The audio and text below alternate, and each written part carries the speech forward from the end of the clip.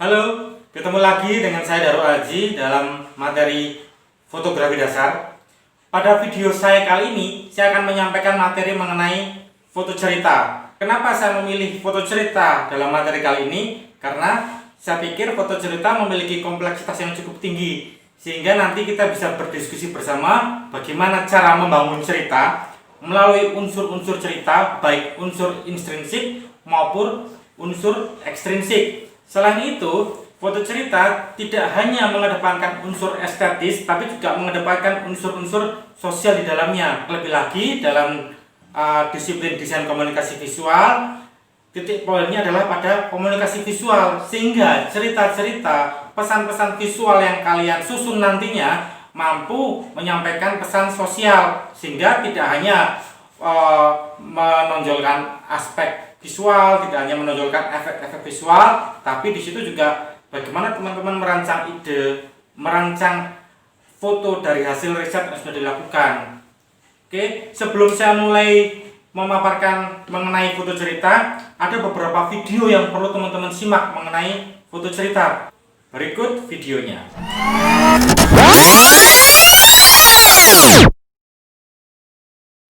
Oke, selamat siang. Pada kesempatan kali ini saya ingin coba menyampaikan mengenai foto cerita. Foto cerita merupakan salah satu ragam bentuk dalam fotografi.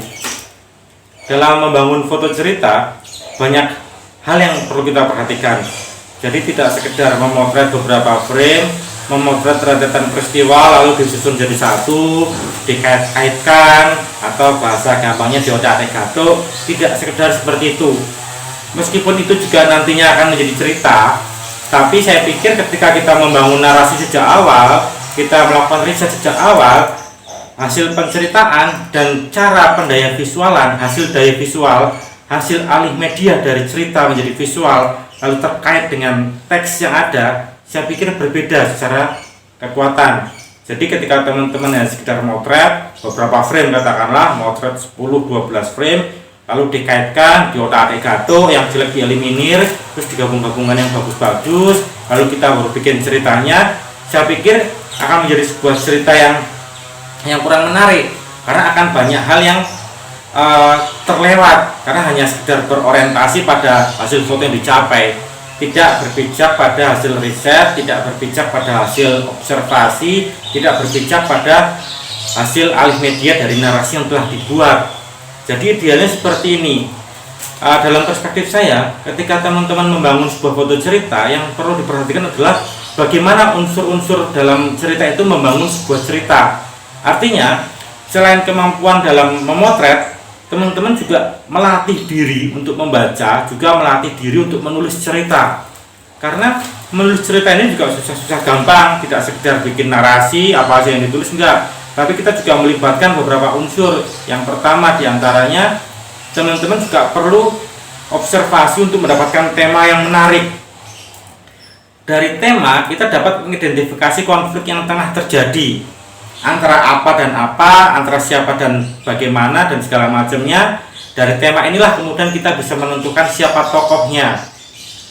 Kadang-kadang kesulitan ketika teman-teman atau mungkin teman-teman mahasiswa yang sedang mengerjakan tugas akhir semester berupa foto cerita, dia akan kebingungan, wah, saya ingin memotret apa ya, di mana ya, cerita apa ya. Nah, ada fase yang terlewat sebenarnya. Fase yang pertama adalah membaca dan mencari tema. Ada konflik apa, ada kepentingan-kepentingan seperti apa. Nah, mas perihal nanti akan divisualkan seperti apa itu nanti dulu. Fokus pada bagaimana membuat cerita. Dari tema kita bisa mengidentifikasikan konflik. Setelah kita menemukan konflik, kita bisa menentukan siapa tokohnya. Tokohnya siapa sudah kita tentukan, misalnya ini sudah mendapatkan tokoh, maka bagaimana sih watak dia, bagaimana sih karakter si tokoh yang sudah kita tentukan. Kita harus tahu betul karakternya seperti apa. Nah, setelah memahami betul karakternya seperti apa, kita perlu tahu settingnya, latarnya, latar tempat, latar suasana, dan latar waktu. Mengenai tempat, tokoh ini akan banyak bekerja, tokoh ini akan banyak menghabiskan waktu di tempat yang mana dan tempat seperti apa. Kita harus cari tahu. Berikutnya mengenai suasana. Di suasana seperti apa sih tokoh ini perlu kita tonjolkan? Jika teman-teman ingin memotret pengrajin keris misalnya, maka di waktu dia sedang memproduksi, bukan waktu dia sedang istirahat misalnya. Meskipun nanti ketika istirahat itu juga bisa dimasukkan dalam frame tertentu untuk membangun alur. Nah, terus mengenai tempatnya di mana, di showroomnya misalnya, atau ketika teman-teman ingin membuat foto cerita mengenai konservasi benda cagar budaya misalnya, banyak tokoh yang bisa kita libatkan, tapi kita harus berfokus pada tokoh utama, meskipun nanti kita juga bisa melibatkan tokoh-tokoh pendamping. Jadi ingat, tokoh itu bisa ada tokoh utama juga tokoh pendamping. Tokoh ini nanti juga akan berkaitan dengan yang namanya latar, waktu, tempat, dan suasana, di mana ia bekerja, di mana ia beraktivitas, di suasana seperti apa, dan dalam waktu yang mana, apakah pagi, siang, malam, atau tengah malam. Ketika misalnya teman-teman ingin memotret perhelatan pasar malam misalnya, di jam berapa sih kita bisa memotret pasar malam, di suasana seperti apa sih? Nah, itu bisa menjadi pertimbangan. Perlu fase observasi terlebih dahulu untuk menentukan unsur-unsurnya, baru kita bikin narasi cerita. Setelah teman-teman bikin narasi cerita, nanti masing-masing poin akan kalian dapatkan. Masing-masing poin misalnya, tokoh A ini akan aktivitas di sore hari di tempat ini dalam suasana seperti apa dari hasil observasi, lalu kemudian kalian visualkan. Jadi ada sebuah jalinan yang kuat antara cerita, antara hasil observasi di lapangan, cerita, dan visual. Berikutnya dari segi alur. Nah, ketika teman-teman melakukan observasi yang ketat, melakukan tulisan-tulisan yang detail, maka dari segi alur pun teman-teman akan mendapatkan ada efek-efek kejut yang sebelumnya tidak kalian perkirakan, sebelumnya tidak audiens perkirakan. Ternyata kalian mendapatkan misalnya suasana-suasana yang selama ini kalian tidak tahu. Misalnya ketika waktu udah larut malam, seperti apa sih para pengelola pasar malam atau mereka teman-teman yang bekerja di Tongstan misalnya, tengah malam mereka sedang apa, atau membersihkan motornya, atau mungkin sedang mencuci baju. Suasana-suasana seperti itu bisa menjadi sebuah aspek cerita yang menarik untuk menyampaikan pesan-pesan tertentu mengenai kehidupan para pekerja di pasar malam misalnya. Ini misalnya. Nah, teman-teman bisa mencari contoh yang lain. Berikutnya setelah efek kejut akan menampilkan namanya penasaran. Jadi dalam alur itu, kalau teman-teman baca referensi-referensi unsur pembangun cerita, dalam alur cerita salah satunya setelah dia membangun sebuah kejutan, maka ada namanya penasaran. Maka kita akan terus ingin beranjak pada frame-frame selanjutnya. Tapi ingat, dari seluruh frame yang teman-teman mediakan, dari seluruh frame yang kalian visualkan dari hasil narasi yang telah dibuat, harus ada namanya kesatuan. Tidak boleh frame ini tiba-tiba muncul ini, tiba-tiba muncul itu. Harus ada kesatuan. Cerita, keunggulan cerita adalah ada pada efek kesatuan. Kan nggak mungkin juga kalian bergosip dengan teman yang lain, kalian cerita dengan teman yang lain setelah pulang dari suatu tempat, tapi ceritanya lompat-lompat. Itu sangat nggak menarik.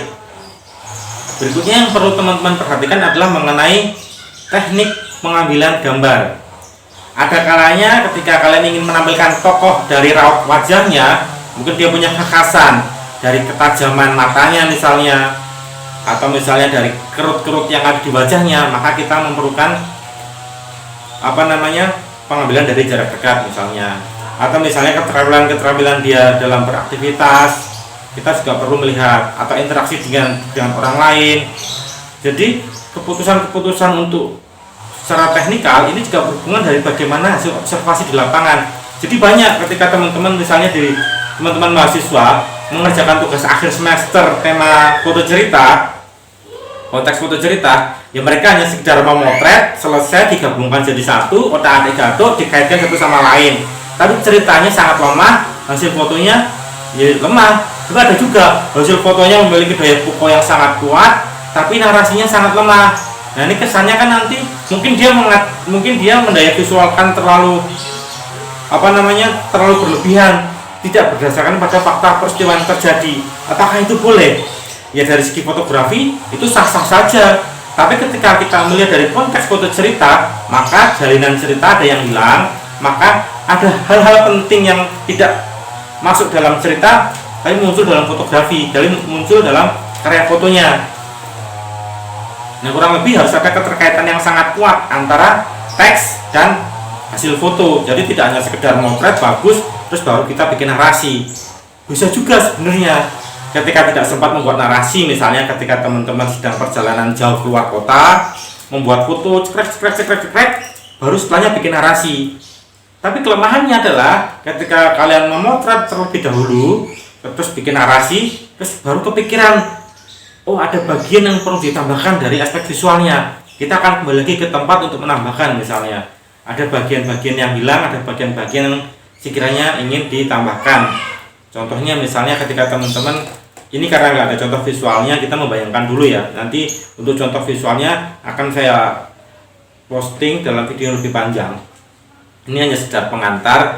Misalnya gini, untuk petani nira, misalnya kita kehilangan momen ketika dia pagi hari ketika membersihkan bambu untuk menampung air nira. Tapi dalam cerita itu sebenarnya proporsi pembersihan bambu atau pas masang itu yang paling penting, tapi itu hilang ketika kita datang memotret pas ketinggalan momen. Nah, kita kan perlu datang lagi untuk memotret momen tersebut.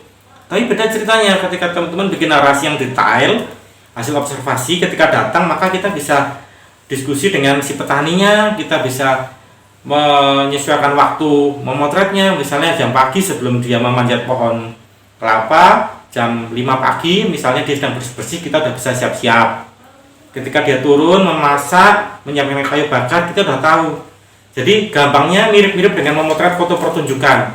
Kalau kita tidak datang di gladi bersih, terus tiba-tiba datang di pementasan di hari H, ya kita akan sedikit gelagapan untuk memotret habis ini apa, dari sisi mana. Tapi ketika datang di gladi bersih kan jalan ceritanya berbeda, kesannya berbeda, terus keleluasaan teman-teman memotret juga berbeda. Jadi dalam foto cerita, observasi, membuat cerita, unsur-unsur pembangun cerita itu penting diperhatikan. Jadi jangan lupakan disiplin ilmu yang lain, karena fotografi adalah disiplin yang fleksibel. Dalam foto cerita, fotografi bergandengan erat dengan disiplin ilmu sastra. Maka jangan malas untuk membaca cerita, jangan malas untuk membangun narasi yang kuat, dan jangan malas untuk baca buku, jangan malas untuk observasi. Kalau malas ya hasilnya cuma motret, cuma bagus-bagus saja, ini bagus, ini nggak bagus, tanpa menghasilkan amanat yang kuat. Ingat, dalam unsur pembangun cerita ada satu poin yang tidak bisa dilupakan, yaitu mengenai amanat. Tema, tokoh, alur, yang terakhir amanat dan sudut pandang itu perlu juga untuk disampaikan dalam foto cerita. Ingat, disiplin fotografi bergandengan erat dengan disiplin sastra ketika berbicara mengenai foto cerita.